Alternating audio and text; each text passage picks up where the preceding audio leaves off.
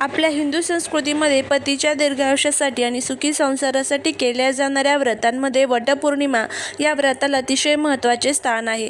अखंड सौभाग्य प्राप्तीसाठी सुवासिन महिला हे व्रत दरवर्षी मोठ्या श्रद्धेने करतात. यंदा म्हणजेच 2026 मध्ये वटपौर्णिमा कधी आहे, पौर्णिमा तिथी कधी सुरू होत आहे, कधी संपत आहे, शुभ मुहूर्त काय आहे, राहुकाळ कधी आहे, त्याचबरोबर वटपौर्णिमेच्या दिवशी काय करावे, काय टाळावे या संदर्भाची संपूर्ण माहिती याच्या व्हिडिओमध्ये मी तुमच्यासोबत शेअर करणार आहे. त्यामुळे व्हिडिओ हा स्किप न करता शेवटपर्यंत पहा. जर तुम्ही या चॅनलवरती नवीन असाल तर चॅनलला सबस्क्राईब करा. शेजारील बेल आयकॉनला प्रेस करून कमेंटमध्ये जय माता लक्ष्मी लिहायला अजिबात विसरू नका. पंचांगानुसार ज्येष्ठ महिन्यातील पौर्णिमेला वटपौर्णिमा साजरी केली जाते. वटपौर्णिमेची पौर्णिमा तिथीचा प्रारंभ जो आहे तर तो रविवार 28 जून 2026 रोजी सकाळी 8:35 होईल. पौर्णिमा तिथीची समाप्ती ही सोमवार 29 जून रोजी सकाळी 8:48 होईल. उदया तिथीनुसार सोमवार 29 जून रोजी सुवासिनीने वटपौर्णिमेचे व्रत करायचे आहे. या दिवशी सकाळी लवकर उठून स्नान करावे. पूजेसाठी शक्यतो नवीन किंवा धुतलेले पवित्र वस्त्र, साडी परिधान करावी. पूजेला बसताना कपाळावर कुंकू आणि हातात हिरव्या बांगड्या आवर्जून असाव्यात. सावित्रीची कथा वाचा किंवा ऐका. जे वडाचं झाड आहे त्याची पूजा केल्यानंतर सावित्रीच्या निष्ठेची आणि पतीवरील प्रेमाची कथा नक्की ऐकली जाते. तेव्हाच व्रताचा संकल्प पूर्ण होतो. या दिवशी इतर सुवासिन महिलांना घरी बोलून किंवा मंदिरात सौभाग्याचे वाण जसे की फळे, खण, नारळ किंवा सुवासिक वस्तू नक्की द्यावे आणि ज्येष्ठ स्त्रियांचे आशीर्वाद घ्यावेत. जर तुम्ही वडाच्या झाडापाशी जाऊन पूजा करत असाल तर झाडाला इजा पोचणार नाही याची काळजी घ्या. झाडाच्या फांद्या तोडू नका. या दिवशी काय टाळावे तर बघा, आपल्या हिंदू संस्कृतीत शुभ कार्यात काळा रंग वर्ज्य मानला जातो. त्यामुळे वटपौर्णिमेच्या दिवशी काळ्या रंगाची साडी किंवा काळ्या बांगड्या वापरणे पूर्णपणे टाळा. या दिवशी लाल, पिवळा, हिरवा आणि गुलाबी यासारखे शुभ रंग परिधान करावेत. वटपौर्णिमेचे व्रत हे पतीच्या दीर्घायुष्यासाठी आणि संसारात आनंदासाठी केले जाते.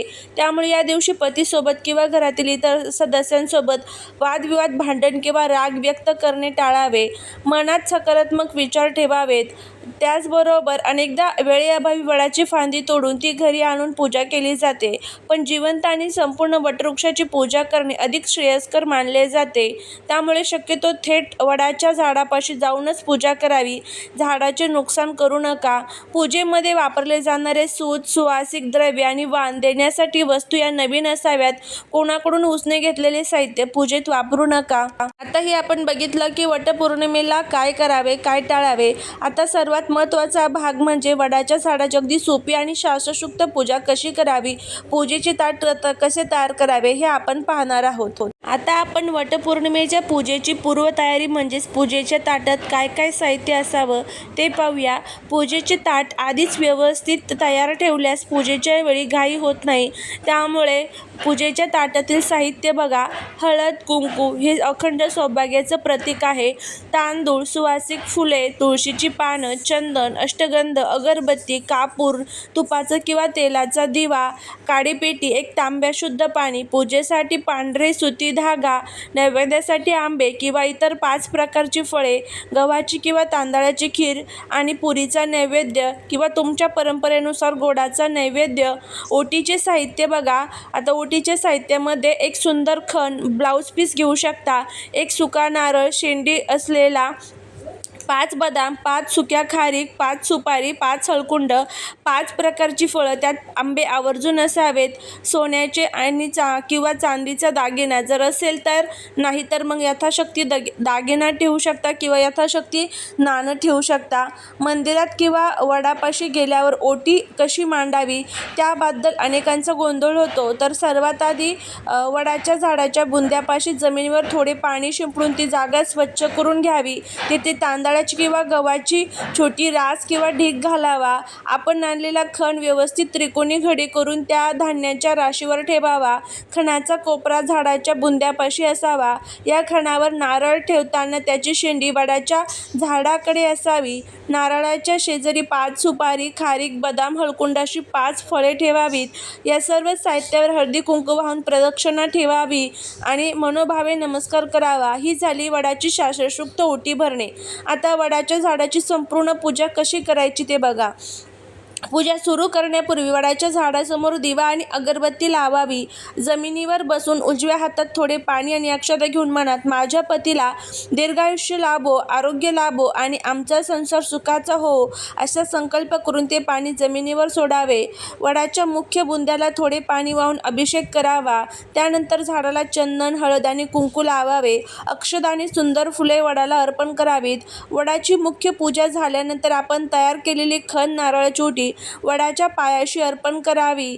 आता पांढरे सूत हातात घ्यावे. वडाच्या झाडाला घड्याळाच्या काट्याच्या दिशेने प्रदक्षिणा घालत हे सूत झाडाभोवती गुंडाळायचे आहे. प्रदक्षिणा घालताना मनात जन्मोजन्मी हाच पती मिळावा हा विचार किंवा ओम नमो भगवते वासुदेवा या मंत्राचा जप करावा.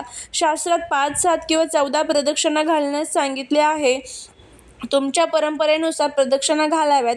प्रत्येक प्रदक्षिणेला वडाला सूत गुंडाळत जावा. प्रदक्षिणा पूर्ण झाल्यावर उरलेला सूत झाडाला व्यवस्थित गुंडाळून टाकावा, तो तोडू नये. पूजा आणि प्रदक्षिणा पूर्ण झाल्यावर वडाच्या झाडाला आंबे आणि बनवलेल्या गोडाधोडाचा अन्नाचा नैवेद्य दाखवावा. त्यानंतर कापूर लावून वडाची आणि सत्यवान सावित्रीची आरती करावी.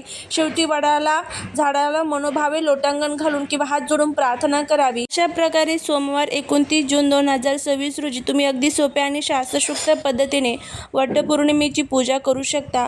वडाच्या झाडाची ही पूजा आपल्या संस्कृतीत निसर्गाप्रती कृतज्ञता व्यक्त करण्याची ही प्रतीक आहे. यंदाच्या वटपौर्णिमेला एक अत्यंत महत्त्वाची गोष्ट आपल्या लक्षात ठेवायची आहे ती म्हणजे 29 जून रोजी पूजेच्या मुख्य वेळेमध्ये सुमारे 1.5 तासाचा राहुकाळ येत आहे. शास्त्रात राहुकाळात कोणतीही शुभ पूजा करणे वर्ज्य मानले जाते. त्यामुळे आपली वर्षातून एकदा येणारी ही महत्त्वाची पूजा चुकूनही राहुकाळात होऊ नये यासाठी हा व्हिडिओ अत्यंत महत्त्वाचा आहे. आजच्या व्हिडिओमध्ये आपण पाहणार आहोत राहुकाळात वडाची पूजा का करू नये, राहुकाळ कधी आहे, पूजेचा शुभ मुहूर्त कोणता, त्यामुळे आपल्या पूजेमध्ये कोणतीही त्रुटी राहणार नाही. त्यामुळे व्हिडिओ हा शेवटपर्यंत बघा. सर्वात आधी आपण हे समजून घेऊया की शास्त्रानुसार राहुकाळात पूजा किंवा कोणते शुभ कार्य वर्ज्य का मानले जाते. राहू हा एक छायाग्रह असून त्याला राहू ग्रहाचा अशुभ काळ मानला जातो. या काळात विश्वामध्ये नकारात्मक ऊर्जेचा प्रभाव जास्त असतो. असे मानले जाते की राहू काळात केलेल्या कोणत्याही शुभ कार्याचे किंवा पूजेचे पूर्ण फळ व्यक्तीला मिळत नाही. त्या पूजेमध्ये विघ्न येण्याची किंवा ती निष्फळ ठरण्याची शक्यता असते. वटपौर्णिमा हे अखंड सौभाग्यासाठी, पतीच्या आरोग्यासाठी केले जाणारे अत्यंत पवित्र व्रत आहे. आपण वडाच्या झाडाकडून आणि निसर्गाकडून सकारात्मक ऊर्जा आणि आशीर्वाद मिळवण्यासाठी पूजा करतो. जर आपण ही पूजा राहूच्या प्रभावाखाली केली तर त्या व्रताची सात्विकता कमी होते. म्हणूनच राहुकाळ संपल्यानंतर किंवा त्यापूर्वीच पूजा संपन्न करणे सर्वात उत्तम मानले जाते. तर चला हा राहुकाळ जो कधी आहे तर ते बघूया. तर बघा, सर्वात महत्त्वाचं म्हणजे सोमवार असतो आणि या दिवशी सोमवार असल्यामुळे राहुकाळाची सुरुवात जी आहे तर ती सकाळी 7ला होत आहे आणि राहुकाळ समाप्ती जी आहे तर ती 9ला होत आहे. अनेक महिला सकाळी लवकर पूजेला प्राधान्य देतात, पण लक्षात ठेवा सकाळी 7 ते 9 या काळात तुम्हाला वडाच्या झाडाची पूजा करायची नाही. हा काळ पूर्णपणे टाळायचा आहे. आता राहुकाळ संपल्यानंतर पूजेचा सर्वात उत्तम आणि महामुहूर्त कोणता आहे ते आपण जाणून घेऊया. तर पूजेचा सर्वात शुभ मुहूर्त हा सकाळी 9:15 ते दुपारी 12:40 असणार आहे. तर हा अमृत मुहूर्त आहे. या मुहूर्तामध्ये तुम्ही पूजा जी आहे तर ती करू शकता. यामध्ये कोणतीही राहूची सावली नाही आहे. तर या वेळेमध्ये जर तुम्ही पूजा केली तर याचा खूप चांगला फायदा हा तुम्हाला बघायला मिळेल. या मुहूर्तावर केलेली पूजा तुमच्या घरात सुख समृद्धी आणणारी ठरेल. तर बघा, अशा पद्धतीने आपल्याला सकाळी 7 ते 9 पूजा करणे टाळायचं आहे. 9 नंतर ते 12:40 तुम्हाला पूजा जी आहे तर ती करायची आहे. तुम्हा सर्वांना वटपौर्णिमेच्या पुन्हा एकदा मनापासून खूप खूप शुभेच्छा. व्हिडिओमधील माहिती आवडली असेल तर व्हिडिओला आत्ताच लाईक करा, चॅनलवरला सबस्क्राईब करा, कमेंटमध्ये जय सत्यवान सावित्री लिहायला विसरू नका. भेटूया पुढच्या नवीन व्हिडिओत नवीन माहितीसोबत. श्री स्वामी समर्थ.